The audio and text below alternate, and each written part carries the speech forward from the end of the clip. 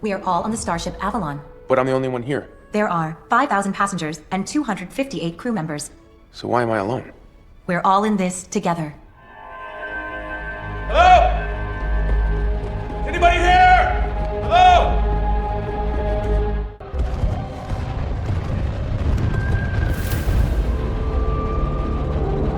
Imagine this.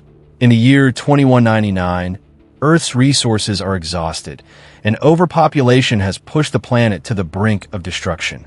A group of humans embarks on a journey to a distant planet, 180 years away, to build a new world. But a catastrophic event occurs that you won't believe. The Avalon drifts silently through the infinite void of space, its sleek exterior glistening under the distant light of faraway stars.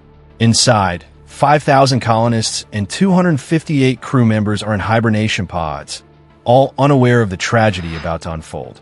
Their mission: to journey to Homestead 2, a new world where humanity can rebuild after Earth's collapse. But fate has other plans. An asteroid strikes the Avalon, tearing into its hull with catastrophic force. Sparks erupt from the ship's walls as alarms blare, and everything goes dark. The Avalon, once a beacon of hope for Earth survivors, now drifts in chaos. Inside one of the hibernation pods, Jim Preston stirs.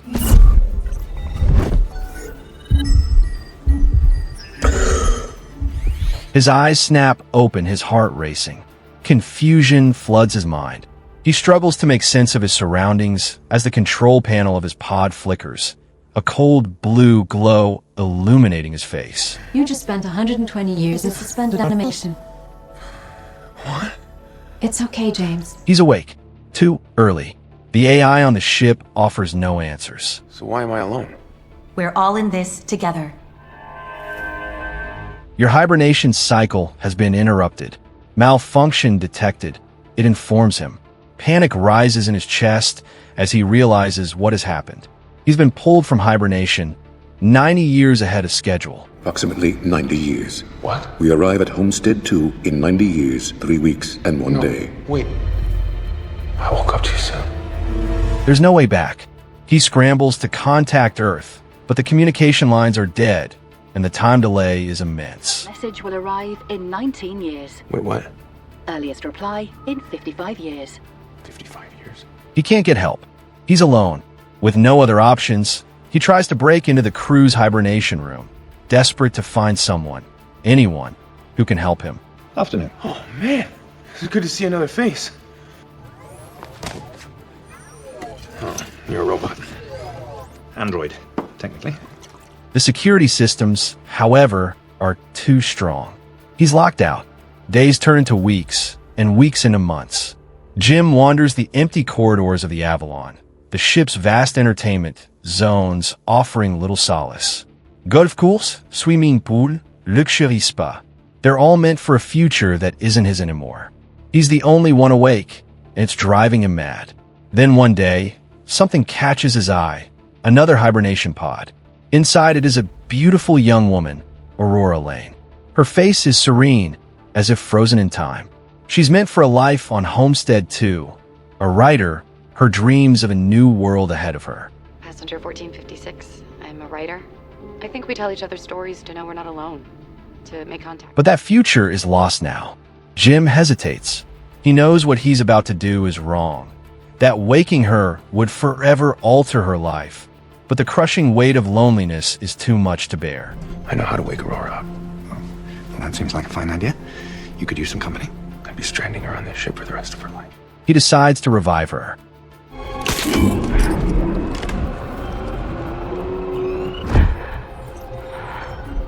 Aurora stirs, confused, unsure of what's happening. Are you saying nobody's awake? Just me. Just you? It's just us. But somebody's got to land the ship in a few weeks. The ship's AI explains that there's been a malfunction, but neither of them truly understands the magnitude of what's occurred. Aurora's shock turns to despair when she realizes she'll never reach Homestead 2, that her life as she knew it is over. She tries to re-enter her pod, but it's no use. These pods are designed to keep us in hibernation, to wake us up at the right time, but they can't put us back to sleep. She's stuck, alive but trapped. Time passes. The two of them struggle to adapt to their new reality. Jim, consumed by guilt, tries to make things right. Aurora, though devastated, finds solace in the small moments they share. Slowly, they begin to form a connection, a fragile one, built on the shared pain of their isolation. That was so good. It wasn't easy getting a reservation. They're probably gonna want us to give up our table. The loneliness they both feel is overwhelming, but it becomes something more, a spark of hope, perhaps even love. But Jim's mistake can't stay hidden forever. He plans to propose to Aurora to make up for the damage he's caused. But then, Arthur, the android bartender, reveals the truth. Oh, he spent months deciding whether to wake you up. He couldn't stop talking about you. Jim woke me up. Oh, yes. Aurora learns that Jim woke her up on purpose. The betrayal cuts deep, and Aurora's fury is immediate and explosive. She rages at him, slapping him, throwing all her pain at him.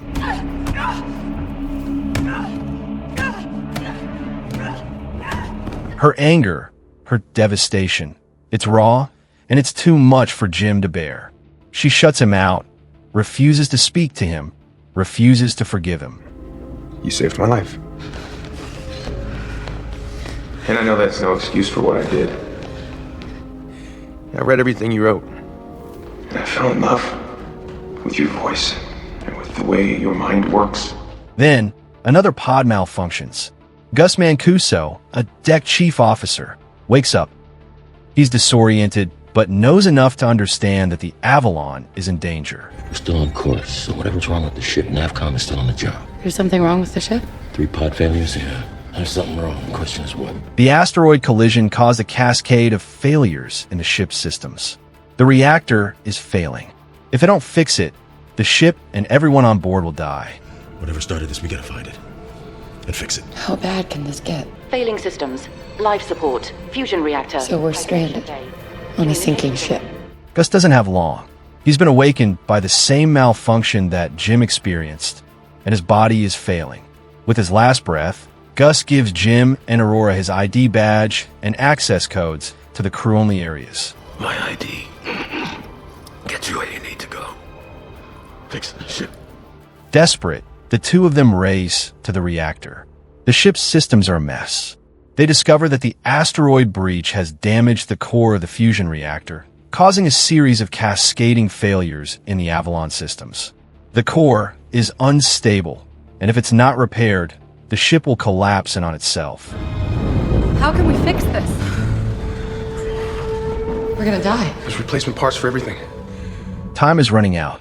Jim and Aurora find themselves in a race against time to fix the core. But the ship's AI, designed to protect the ship at all costs, throws up obstacles, trying to stop them at every turn. Outer door non-responsive. What does that mean? The tension is unbearable, the stakes higher than ever. If they fail, they'll die. Everyone will die. Then the reactor goes critical. A plasma explosion threatens to consume the entire ship. The only way to stop it is for someone to spacewalk and manually vent the plasma leak. The outer door's jammed. We've got to open that door and cool the reactor down, and the whole ship is gonna blow. How? I gotta go out there. Jim volunteers. It's a suicide mission, but there's no choice. With the reactor ready to explode, Jim floats out into the void of space. Aurora watches helplessly, her heart in her throat. The heat is unbearable.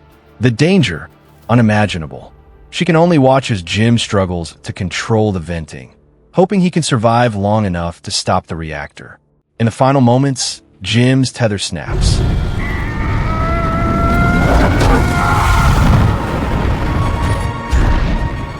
He's hurled into space, his oxygen running out, his suit failing. Aurora screams into the comms, her heart shattering. "Don't you dare die on me," she whispers. Aurora, I'm sorry. For everything. Shut up, I'm coming! I wish we'd have met in 90 years. And then, a miracle happens. Aurora, in a frenzy, manages to pull Jim back from the brink of death.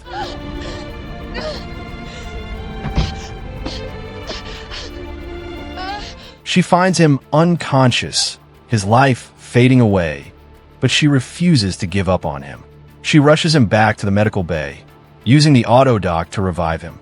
Slowly, he comes back to life. You brought me back.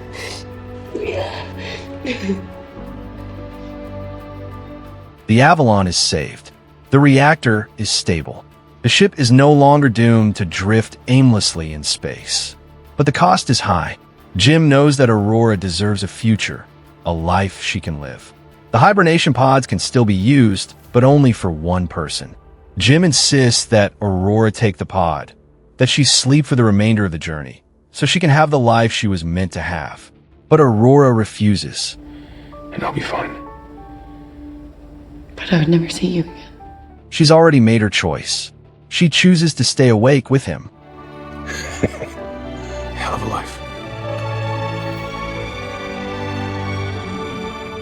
88 years later, the crew awakens, just as they near Homestead 2.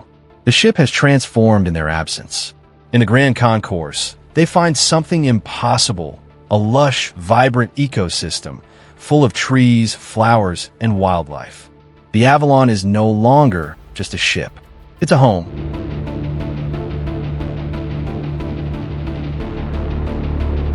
Thanks for sticking with us all the way through this galactic adventure.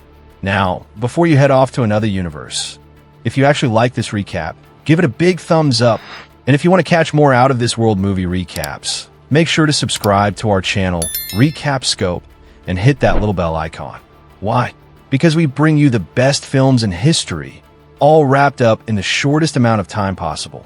Faster than you can say space travel. Also, drop a comment below.